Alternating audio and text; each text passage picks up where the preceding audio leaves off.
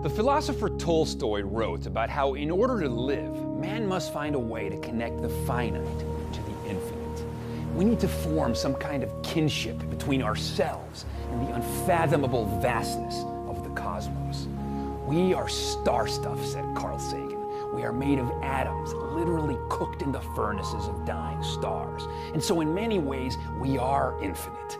Yet as psychologist Ernest Becker wrote, we are nevertheless housed in heart-pumping, breath-gasping, decaying bodies, simultaneously gods and worms. And so we need a bridge, a conduit to the numinous. And perhaps no greater instrument in the history of humankind than the telescope can provide this cathartic bridge as it blasts open new tunnels between the mind and the other. Ross Anderson's dazzling essay on the James Webb Telescope reminds us that in his Metaphysics, Aristotle called seeing the noblest faculty of man. Anderson goes on to describe with requisite virtuosity how the deep field images of the universe taken by the Hubble literally mainline all of space and time from the optic nerve, so that the space telescope has downloaded space and time into our eyeball, whereas once we were blind, now we could see. He continues, through the sheer aesthetic force of its discoveries, the Hubble has distilled the complex abstractions of astrophysics into singular expressions of color and light, vindicating Keats' famous couplet, beauty is truth, truth, beauty, and thus allowing the layman to witness the scope and grandeur of the universe through an unprecedented expansion of human vision, something the new James Webb Space Telescope will take to a whole new level. Anderson continues, the telescope has provided nothing less than an ontological awakening, a forceful reckoning with what is, as we get to witness galaxies pinwheeling in deep time. Something happens to us during these moments of introspective contemplation, drunk on awe, as we literally get to contemplate space and time on a scale just shy of the infinite, that enlarges the boundaries of our being. Astronauts have called this the overview effect. Neil deGrasse Tyson calls it the cosmic perspective. We get to move beyond the self towards something grander, more majestic, ineffable. And we chase these experiences ravenously.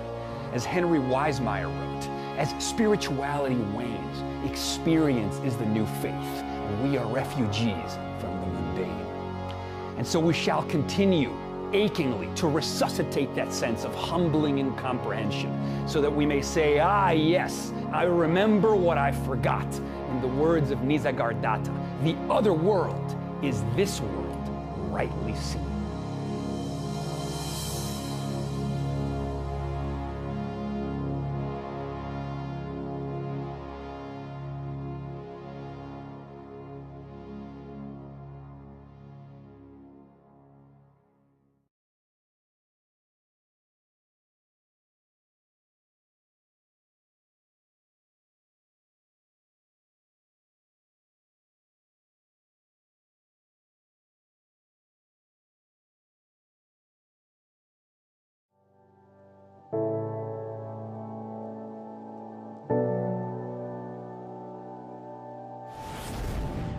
So there's a great quote by the poet Yeats, which says, "The world is full of magic things, patiently waiting for our senses to grow sharper."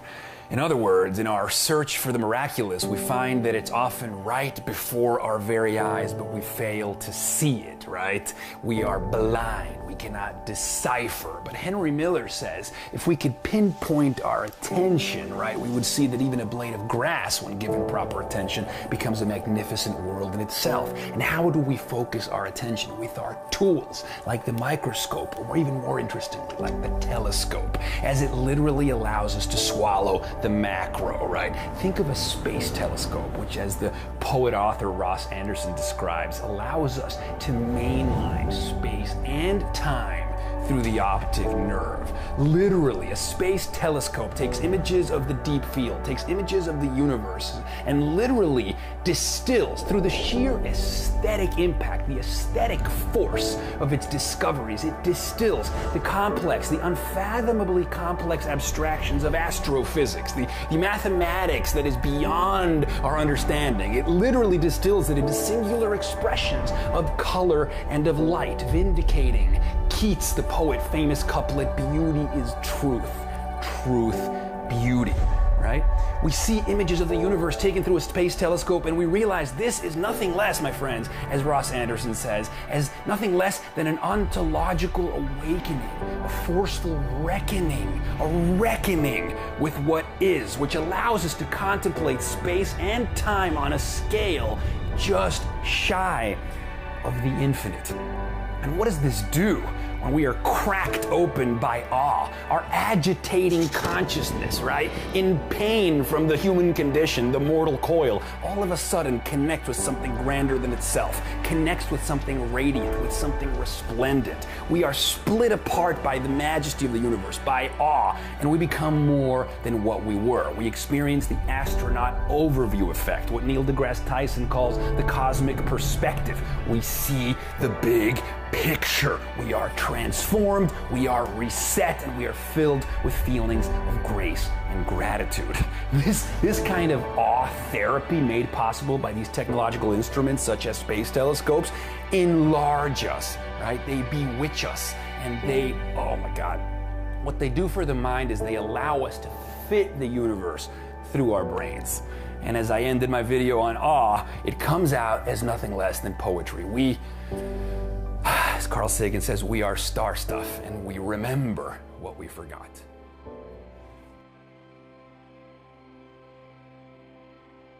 So, what's the expression I'm searching for here? How about straight from the horse's mouth? Oh my goodness.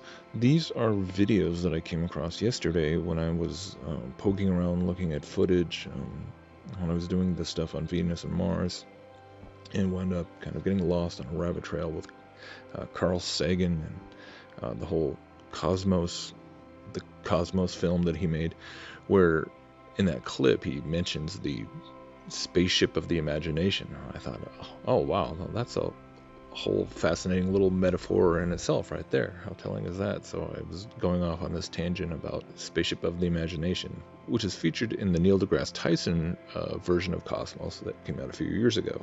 I mean, what a hilarious kind of ironic allegory that actually is. The spaceship of the imagination being really the only way you can get to space, right?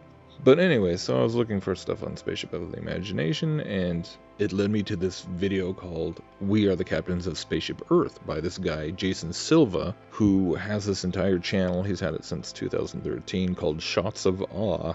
And yeah, and I just had to share a couple of those because they're these 2-minute short, intense sort of stream of consciousness style philosophizing by Silva here, basically just riffing on, what is just, when you boil it down, it's just blatant, unabashed New Age philosophy.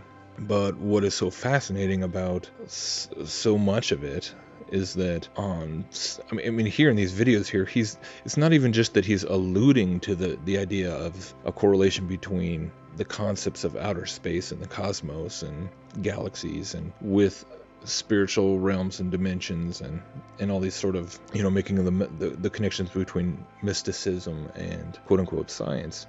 But he actually just comes out and says it and articulates it in a way which I myself would never come to even quite express in such a poignant way. And so when I found this material, at first I was pretty blown away, and I guess excited just to find something that kind of confirmed the things that I've been seeing and noticing more and more. And even with the spacesuit thing, I mean, one of those videos, he's wearing a t-shirt with a spaceman over a pentacle, and it's all this esoteric imagery with the spaceman. And then the way these videos are all edited, they're all in this very intense style of, it's him talking and just kind of, fluidity of thought, just spitting at all these ideas, all this hermetic philosophy, basically. This Gnostic neo-Gnostic philosophy, and then they just splice in all kinds of different edits, and they're almost inevitably in every one that I watched, and I watched like a dozen of them, they incorporate this time-lapse photography, but always incorporating all these images of galaxies and nebulas and deep space and all this, exploding supernovas and all this sort of like space psychedelica, like I've been talking about. But not just because it looks cool, but because when you listen to just even what he's saying alone, he's talking about how this transforms your consciousness, how seeing these things changes your perspective, actually affects you on a psychological, philosophical, and spiritual level, invokes a feeling of awe, and transforms you, and like I said, it's coming straight out of the mouth of somebody who is like, what's so crazy is that he is, on the one hand, articulating all these fundamental Gnostic doctrines,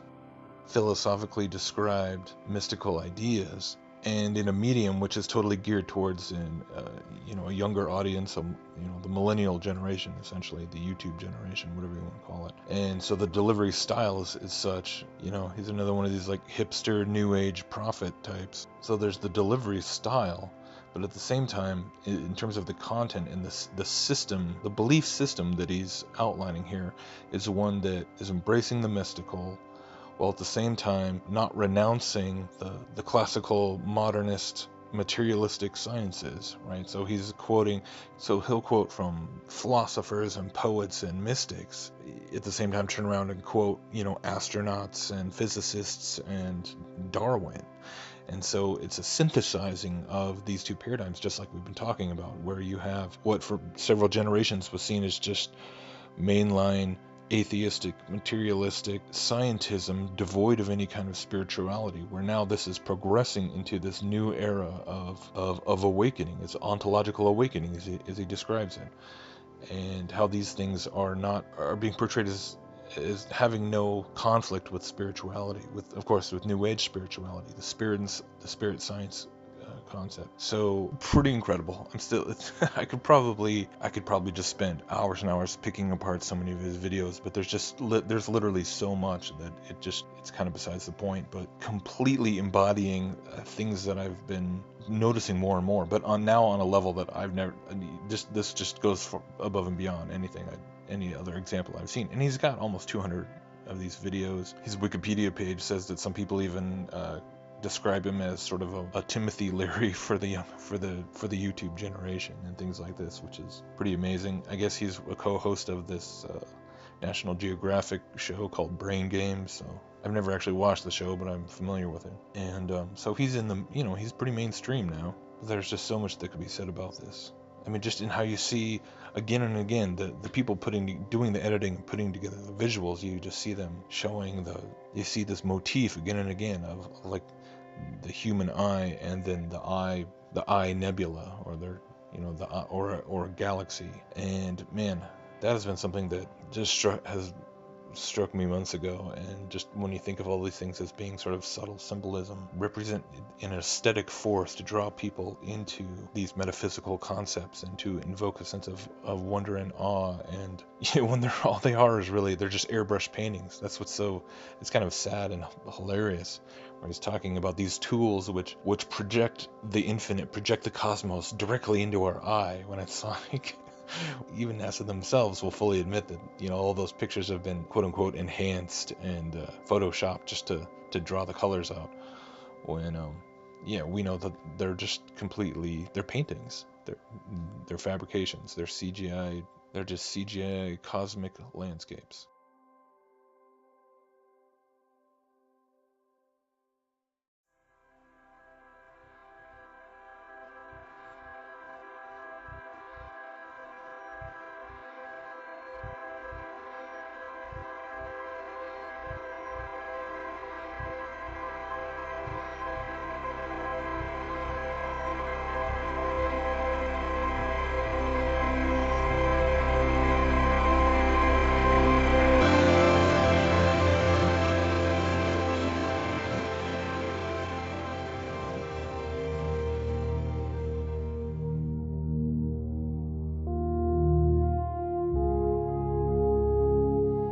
philosopher Tolstoy wrote about how in order to live, man must find a way to connect the finite to the infinite.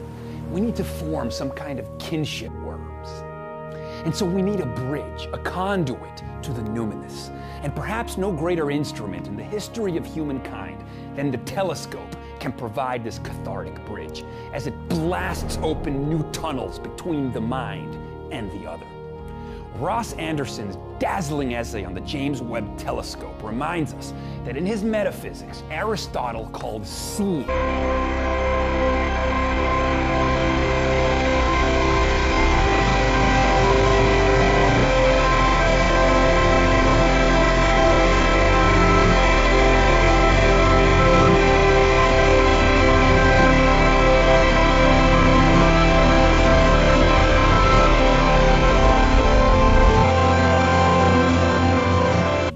ourselves and the unfathomable vastness of the cosmos. We are star stuff, said Carl Sagan. We are made of atoms, literally cooked in the furnaces of dying stars. And so in many ways, we are infinite. Yet as psychologist Ernest Becker wrote, we are nevertheless housed in heart-pumping, breath-gasping, decaying bodies, simultaneously gods